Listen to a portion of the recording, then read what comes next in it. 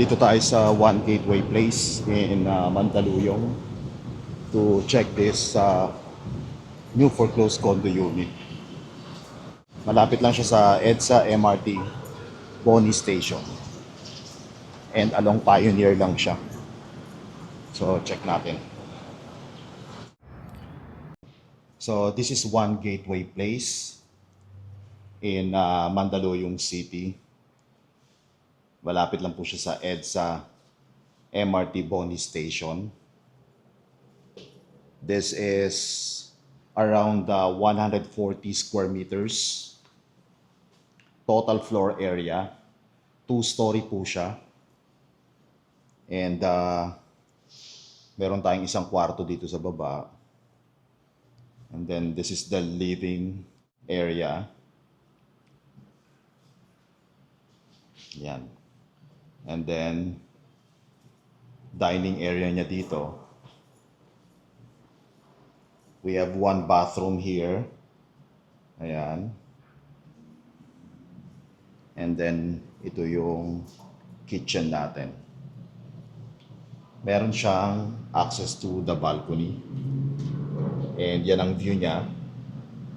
Mandaluyong city view. Then ito yung pinaka-dining area niya.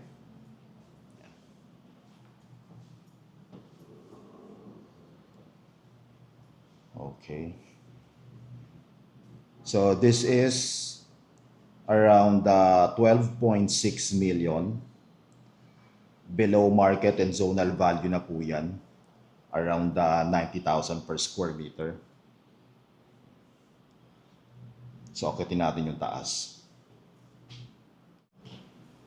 This is available in cash or at least 10 to 20% spot down payment.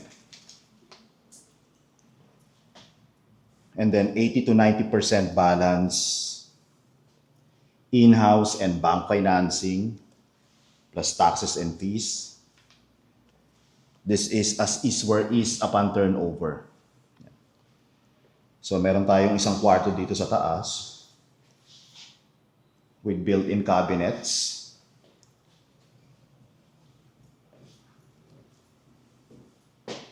Then parang may family area dito. And then bedroom 2. Ayan.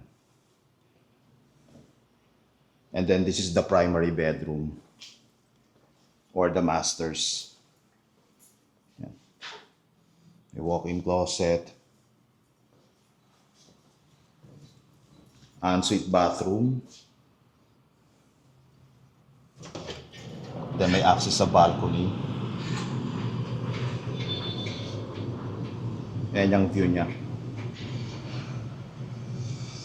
So if you are interested to make an offer and schedule a property showing, please message us directly.